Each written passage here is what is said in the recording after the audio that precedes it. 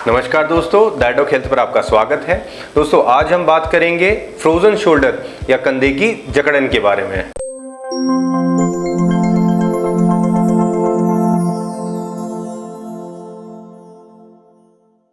दोस्तों frozen shoulder या कंधे की जकड़न के बारे में जानकारी देने के लिए आज हमारे साथ है जयपुर के प्रसिद्ध स्पाइन और pen medicine specialist doctor Sanjeev Sharma. Doctor Sanjeev Sharma ने अपनी स्पेशलिटी ट्रेनिंग भारत के सबसे बड़े medical college all India institute of medical sciences new Delhi से प्राप्त करी है। तो दोस्तों स्टार्ट करते हैं आज का discussion doctor Sanjeev Sharma sir के साथ। नमस्कार दोस्तों, मैं doctor Sanjeev Kumar Sharma, spine and pen medicine specialist. आज हम बात करेंगे फ्रोजन शोल्डर के बारे में। जैसे नाम से प्रतीत होता है, कंधों की अकड़न या कंधों के जाम होने वाली बीमारी के बारे में। आइए सबसे पहले बात करते हैं फ्रोजन शोल्डर यानी कंधों की जकड़न होती क्या है। फ्रोजन शोल्डर एक पेनफुल कंडीशन है जिसमें कंधे की मांसपेशियां व कैप्सूल में सूजन आ जाती है और कंधा अकड़ सा जाता है, जिससे कंधे का मूवमेंट सीमित हो जाता है। इसे हम अधेसिव कैप्सुलाइटिस भी कहते हैं और यदि समय रहते फ्रोजन शोल्डर का इलाज नहीं किया जाए तो 1 से 3 साल में कंधा पूरी तरह जाम हो जाता है, जिसकी वजह से आप कंधे का इस्तेमाल बिल्कुल भी नहीं कर पाते हैं, यानी एक तरह की डिसेबिलिटी या विकलांगता भी इसका परिणाम हो जाती है। आइए अब हम जानते हैं कि फ्रोजन शोल्डर का कारण क्या होता है। हमारा कंधा 3 हड्डियों से बनता है, जैसा कि हम इसमें देख सकते हैं। एक हड्डी होती है जिसे ह्यूमरस कहते हैं, दूसरी हड्डी होती है इसको शोल्डर ब्लेड या स्कैपुला कहते हैं, और तीसरी हड्डी क्लेविकल या कॉलरबोन कहते हैं। इन 3 हड्डियों से एक तरह का बॉल एंड सॉकेट जॉइंट बनता है जिसे हम शोल्डर जॉइंट कहते हैं। इस जॉइंट के आसपास टिश्यू होता है जिसे हम शोल्डर कैप्सूल भी कहते हैं, जो साइनोवियल फ्लूइड से भरा होता है ताकि जॉइंट को लुब्रिकेशन यानी तरलता मिलती रहे और कंधा आसानी से काम कर सके। फ्रोजन शोल्डर यानी कंधे की अकड़न के दौरान शोल्डर का जो कैप्सूल होता है वो कड़क और मोटा हो जाता है, वहाँ स्कार टिश्यू बनने लगता है और साइनोवियल फ्लूइड की मात्रा में कमी आ जाती है और कंधे का मूवमेंट करना अत्यधिक मुश्किल हो जाता है। आमतौर पर यह समस्या 40 से 60 वर्ष की महिलाओं में अधिक पाई जाती है। ऐसे कोई भी परिस्थिति जिसमें कंधे की मांसपेशियों में चोट लगना या हाथ हिलाना बंद कर देना, वह सभी परिस्थितियां फ्रोजन शोल्डर के कारण हो सकती है, जैसे कि हाथ या कंधे के बल गिरना या चोट लगना, कंधे का किसी भी कारण से ऑपरेशन होना जैसे कि शोल्डर की सर्जरी या रोटेटर कफ टियर की सर्जरी, कंधे की हड्डियां जैसे कॉलर बोन का फ्रैक्चर, छाती का ऑपरेशन होना जैसे बाईपास सर्जरी, स्ट्रोक या हाथ का लकवा मार जाना इत्यादि, यह सभी इसके कारण हो सकते हैं। इसके अलावा जिन लोगों को डायबिटीज़ की बीमारी है, थायराइड की बीमारी है जिसे हम हाइपोथायराइडिज्म भी कहते हैं, गठिया की बीमारी या गठिया बाय की बीमारी है, उन लोगों में फ्रोजन शोल्डर होने की समस्या अन्य लोगों की तुलना में कहीं अधिक होती है। इसके अलावा हार्मोनल इम्बैलेंस, पार्किंसन डिजीज़, किसी भी तरह का इन्फेक्शन, ड्यूबाइट्रंस कॉन्ट्रैक्चर, गले का कैंसर या कैंसर के इलाज के दौरान रेडियोथेरेपी इत्यादि देने से ये बीमारियां भी फ्रोजन शोल्डर का कारण बन सकती हैं। आइए अब हम बात करते हैं फ्रोजन शोल्डर के लक्षणों के बारे में। फ्रोजन शोल्डर के मुख्य लक्षण हैं कंधे में दर्द होना और जकड़न होना, हाथ को कंधे से ऊपर नहीं उठा पाना इत्यादि। इसी लक्षणों से बीमारी को 3 स्टेजेस में बांटा गया है। फ्रोजन शोल्डर में सबसे पहले फ्रीजिंग स्टेज होती है। इसमें कंधे की मांसपेशियों में सूजन आने की वजह से दर्द धीरे धीरे बढ़ता जाता है। दर्द ज़्यादातर कंधे की बाहरी तरफ होता है और रात तक तेज हो जाता है। इसके कारण व्यक्ति हाथ उठाना लगभग बंद कर देता है और कंधा धीरे धीरे करके जाम होने लगता है। इस स्थिति में लगभग 2 महीने का समय लगता है। इस स्टेज में यदि सूजन को कम करके कंधे का मूवमेंट बढ़ाने वाली कसरत की जाती है तो व्यक्ति जल्दी ठीक हो जाता है। इसके बाद दूसरी स्टेज आती है जिसे हम कहते हैं फ्रोजन स्टेज।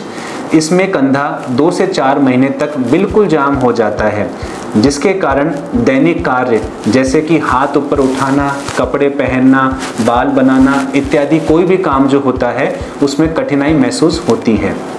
ऐसी अवस्था में कंधे के दर्द को कंट्रोल करते हुए कंधा जाम को इलाज के द्वारा खोलना ज़रूरी होता है। आखिरी स्टेज में कंधा धीरे धीरे से खुलना लगता है और कंधे को हिलाने में धीरे धीरे सुधार आने लगता है। तो ऐसी स्टेज को थॉइंग स्टेज या रिकवरी स्टेज कहते हैं। यह स्टेज बीमारी के लगभग 1 से 2 साल बाद आती है, परंतु तब तक व्यक्ति हाथ से डिसेबल्ड या विकलांग हो चुका होता है और कंधे को घुमाने वाली मांसपेशियां भी बिल्कुल कमज़ोर पड़कर सूख चुकी होती है। आइए अब हम जानते हैं कि फ्रोजन शोल्डर को डायग्नोस कैसे किया जाता है। आमतौर पर फ्रोजन शोल्डर का डायग्नोसिस फिजिकल एग्जामिनेशन से किया जाता है, जिसमें डॉक्टर पेशेंट के शोल्डर के रेंज ऑफ मोशन को देखता है और ज़रूरत पड़ने पर एक्सरे की जांच, मस्कुलोस्केलेटल अल्ट्रासाउंड की जांच या कंधे की एमआरआई जांच की जाती है। इसके अलावा कुछ ब्लड टेस्ट जिससे कुछ बीमारियां जैसे कि डायबिटीज़, थायराइड जैसे बीमारियों का पता किया जाता है। आइए अब हम जानते हैं फ्रोजन शोल्डर के इलाज के बारे में। कंधा जाम या फ्रोजन शोल्डर का इलाज बीमारी के कारण और कितना समय व्यतीत हो चुका है उसके अनुसार प्लान किया जाता है। इसके इलाज में पेन मेडिसिन स्पेशलिस्ट डॉक्टर का पहला जो लक्ष्य होता है वह यह होता है कि कंधे के दर्द को कम किया जाए, मरीज को आराम दिया जाए ताकि व्यक्ति उस कंधे के इस्तेमाल को चालू करें और साथ साथ में कुछ कसरतें भी करें। इसके लिए डॉक्टर आपको कंधे पे गर्म सेक की सलाह देते हैं ताकि दर्द और सूजन में आराम मिल सके। इसके साथ साथ डॉक्टर कुछ दवाइयाँ जैसे कि एनसेड्स, जिसे हम non steroidal anti inflammatory drugs भी कहते हैं, उनको प्रिस्क्राइब किया जाता है जो कंधे के सूजन को कम करके कंधे के दर्द में आराम देती है। इसके अलावा फिजियोथेरेपी व कसरतें दर्द और जकड़न को कम करने की कोशिश करती है। फिजियोथेरेपी में अल्ट्रासोनिक थेरेपी, IFT इत्यादि का इस्तेमाल करके दर्द में आराम दिया जाता है। यदि दर्द और जकड़न काफ़ी गंभीर हो और दवाइयों व फिजियोथेरेपी से कुछ असर नहीं पड़ रहा हो तो कंधे में कई तरह के इंटरवेंशंस या प्रोसीजर्स किए जाते हैं। जो पेन स्पेशलिस्ट होते हैं वह आपके कंधे की जांच मस्कुलोस्केलेटल अल्ट्रासाउंड से करते हैं और यह पता लगाते हैं कि कंधे के किस हिस्से में जैसे कि कैप्सूल, लिगामेंट, मांसपेशियां, इन सब का क्या हाल है। उनमें सूजन आ रखी है जैसे कि इन्फ्लेमेशन, पार्शियल टियर है, कंप्लीट टियर है, टेंडिनोसिस है, थिकनिंग है, एक्सेट्रा काफ़ी चीज़ें होती है जिनका पता लगाया जाता है। उसके बाद यदि सूजन या इन्फ्लेमेशन ज़्यादा मिलती है तो प्रभावित जो टिश्यूज़ होते हैं या मांसपेशियां होती हैं उनमें अल्ट्रासाउंड मशीन में देखते हुए विभिन्न प्रकार की दवाओं का इंजेक्शन लगाया जाता है। ये दवाइयाँ सिर्फ कंधे की उन मांसपेशियों में ही काम करती है, उनका शरीर पे किसी भी तरह का कोई नुकसान नहीं होता है। यदि कंधे की मांसपेशियों में टेंडिनोसिस, पार्शियल टियर, अट्रोफी या कमज़ोरी ज़्यादा मिलती है तो प्रभावित टिश्यूज़ या मांसपेशियों में अल्ट्रासाउंड मशीन में देखते हुए PRP थेरेपी या ग्रोथ फैक्टर कंसंट्रेट इंजेक्शन लगाए जाते हैं जो मांसपेशियों को रिपेयर करते हैं। इलाज का अगला तरीका होता है हाइड्रोडायलिटेशन। इस तकनीक में pen medicine specialist ultrasound machine में देखते हुए आपके शोल्डर जॉइंट में कुछ दवाइयों का मिश्रण इंजेक्ट करते हैं जिसकी मदद से शोल्डर जॉइंट का जो कैप्सूल है जो बिल्कुल जाम हो रखा था वो स्ट्रेच और एक्सपेंड होने लगता है और उससे कैप्सूल की अकड़न कम होने लगती है। कंधे का जो जाम होता है वो खुलने लगता है और मरीज को दर्द में आराम मिलता है। इसके अन्य इलाज है रेडियो फ्रीक्वेंसी अब्लेशन, जिसे RFA भी कहा जाता है, जिसमें हम अगर कंधे का दर्द ठीक नहीं हो रहा होता है तो कंधे की नसों को रेडियो फ्रीक्वेंसी अब्लेशन द्वारा शांत किया जाता है। यह एक अत्याधुनिक इलाज है जो दर्द को ख़त्म करने में बहुत सहायक है। दोस्तों, वैसे तो पहले बताए हुए उपायों से मरीज़ 99% तक ठीक हो जाते हैं, परंतु कुछ लोगों में कंधे की सर्जरी जैसे कि शोल्डर आर्थ्रोस्कोपी या रोटेटर कफ रिपेयर इत्यादि सर्जरी की ज़रूरत पड़ती है। फ्रोजन शोल्डर का इलाज कुछ कंधे की स्ट्रेचिंग एक्सरसाइज से संभव है, परंतु हमें इस बात का ध्यान रखना चाहिए कि कोई भी घरेलू एक्सरसाइज हमें स्पेशलिस्ट डॉक्टर की सलाह के बिना नहीं करना चाहिए, अन्यथा चोट बढ़ सकती है, दर्द बढ़ सकता है। पहली एक्सरसाइज है पेंडुलम एक्सरसाइज। इस तरह की एक्सरसाइज में सबसे पहले शरीर को थोड़ा सा आगे की तरफ झुकाते हैं और जो हाथ आपका ठीक है उसे टेबल से सपोर्ट लेना है और दूसरा हाथ जो आपका हाथ अफेक्टेड है उसे धीरे धीरे स्विंग करते हुए पेंडुलम की तरह आगे और पीछे और दाएं और बाएं ले जाना है। दूसरी एक्सरसाइज है इंटरनल रोटेशन एक्सरसाइज। इस एक्सरसाइज में अपने हाथ को मुट्ठी बनाकर पहले अपने हिप्स के पीछे के भाग में रखना है और धीरे धीरे उसी मुट्ठी को ऊपर कमर की ओर ले जाना है और कमर के बीच तक पहुंचने की कोशिश करनी है। फिर 2 से 5 सेकंड के लिए वहां पर रुककर वापस से हाथ को धीरे धीरे नीचे की तरफ लेकर आना है। तीसरी एक्सरसाइज है कॉर्डमैन्स एक्सरसाइज। इस एक्सरसाइज में हाथ को पहले धीरे धीरे सर्कल में घुमाना शुरू करते हैं, जिसमें पहले छोटा सर्कल बनाते हैं और फिर धीरे धीरे सर्कल को बड़ा करते जाना है। चौथी एक्सरसाइज है वॉल क्लाइंबिंग एक्सरसाइज। इस एक्सरसाइज में साइड एंगल लेते हुए दीवार की तरफ खड़े हो जाइए और जिस हाथ में तकलीफ है वह हाथ दीवार की तरफ होना चाहिए और धीरे धीरे उस हाथ की अंगुलियों द्वारा दीवार पे क्लाइंब करवाना है और धीरे धीरे वापस हाथ को नीचे भी लेकर आना है। पांचवी एक्सरसाइज है स्टिक एक्सरसाइज। इसमें घर में आपके जो कोई लाठी या छड़ी जो पड़ी है उसका उपयोग आप कर सकते हैं।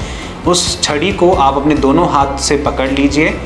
आपने सही हाथ की मदद से धीरे धीरे दोनों हाथों को एक साथ ऊपर लेके जाना है और फिर धीरे धीरे नीचे लेके आना है। इसके अलावा इसे दाएं बाएं दोनों हाथों को साथ में ले जा भी सकते हैं। ये सभी कसरतें 15 से 20 बार रिपीट करनी है सुबह शाम। इससे फ्रोजन शोल्डर की समस्या में आराम मिल जाता है। दोस्तों, फ्रोजन शोल्डर से बचने के लिए कुछ तरीके होते हैं, जैसे कि आप रेगुलर अपने कंधे, नेक और बैक मसल्स की स्ट्रेचिंग एक्सरसाइज करें। जैसे कि आप ऑफिस में कंप्यूटर पर बैठ के जब काम करते हो तो अपने बैठने की पोजीशन या पोस्चर को ठीक रखें और बीच बीच में डेस्क स्ट्रेचेस एक्सरसाइज करें।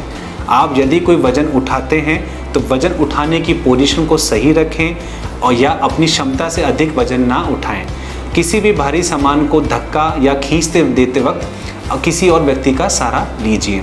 अगर आपको कंधे में चोट लग गई है तो कंधे की रेंज ऑफ मोशन की एक्सरसाइज डॉक्टर के परामर्श से जल्द शुरू करें। अगर आपको डायबिटीज़ या हाइपोथायराइडिज्म जैसी बीमारी है तो उसका इलाज समय पर शुरू करें, व अपनी दवाई बीच में ना छोड़ें। अपना इम्यून सिस्टम भी अच्छे खान पान से मजबूत बनाए रखें। दोस्तों, उम्मीद है यह जानकारी आपके लिए लाभप्रद होगी।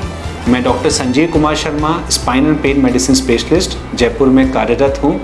दोस्तों, अगर आप शरीर में किसी प्रकार के दर्द से लंबे समय से पीड़ित हैं और अगर आपका इलाज नहीं हो पा रहा है तो आप मुझसे संपर्क कर सकते हैं। धन्यवाद। तो दोस्तों, आज हमारे साथ हैं spine and pen medicine specialist doctor Sanjeev Sharma, जिन्होंने हमें फ्रोजन शोल्डर या कंधे की जकड़न के बारे में बहुत ही महत्वपूर्ण जानकारी दी। बाकी भारत के सर्वश्रेष्ठ डॉक्टर से कंसल्ट करने के लिए, परामर्श लेने के लिए आप हमारी वेबसाइट www.didoc.com पर विजिट कर सकते हैं। बाकी हेल्थ और मेडिकल से रिलेटेड ऑथेंटिक, रिलायबल और यूजफुल इन्फॉर्मेशन के लिए आप हमारा चैनल डायडॉक हेल्थ जरूर सब्सक्राइब करिए। अपना ध्यान रखिए, खुश रहिए। Thank you, take care.